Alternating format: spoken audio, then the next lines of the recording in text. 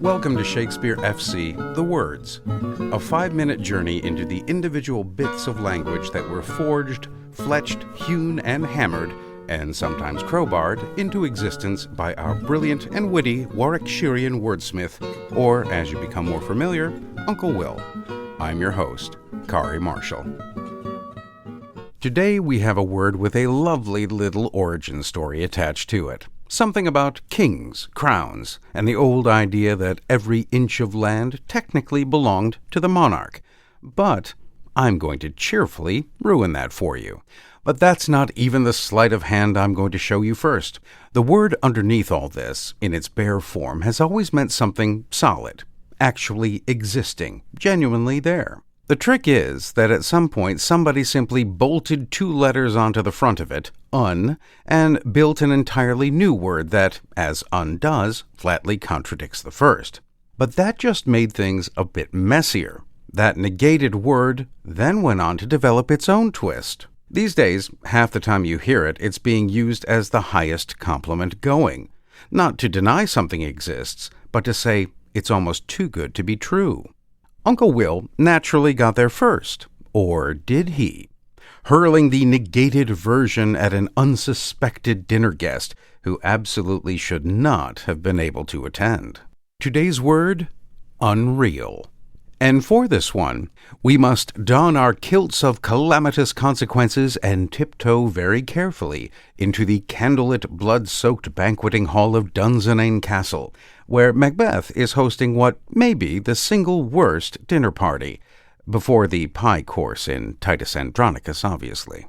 Mackers has just murdered his way to the throne, invited the lords round to celebrate, and then, to absolutely nobody's surprise but his own, the ghost of Banquo, the very man he had murdered earlier that evening, strolls in and takes his chair. Approach thou like the rugged Russian bear, the armed rhinoceros, or the hulking tiger. Take any shape but that, and my firm nerves shall never tremble, or be alive again. And dare me to the desert with thy sword. If trembling I inhabit, then protest me, the baby of a girl. Hence, horrible shadow, unreal mockery, hence. So where does real, the word he's busy negating, actually come from? Time to make good on that promise. You'll sometimes hear that real, as in real estate, comes from royal, the old idea that all land technically belonged to the king. It's a wonderful story, but alas, completely wrong. Royal comes from the Latin regalis, relating to a king. Real comes from somewhere far less glamorous, the Latin res, meaning simply thing. Nothing royal about it, just thingness. Now, unreal, the negation, the word Macbeth actually says, is rarer in this period than you'd think, which is exactly why Uncle Will so often gets credited as its coiner. Uncle Will would also go on to use it in his Winter's Tale, with the jealous Leontes accusing his own imagination of being co-active with what's unreal, and again in his All's Well That Ends Well, where a stunned king, confronted with a woman he thought was dead, simply asks, "Is't real that I see?" So, that's that. But restrain your equine excitement, because there is a bit of contention about that recently. A poet named Samuel Daniel may have already put unreal into print the year before, in 1605, in a poem called Ulysses and the Siren, warning Ulysses not to be deceived with that unreal name.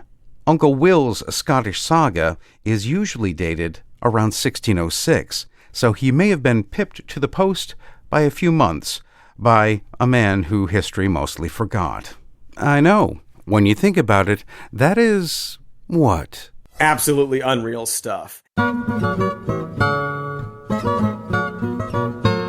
Well, alas and alack, my friends, that is all we have time for. Join us again next time for another hopefully informative journey into the mind of Uncle William. I'm Kari Marshall. Farewell until next time. Shakespeare Full Circle is a production of WGTE Public Media and is sponsored in part by the generous support of the Cowie Family Charitable Trust and Michelle and Kelvin McElwain. All previous episodes are available at wgte.org/sfc and wherever you get your podcasts.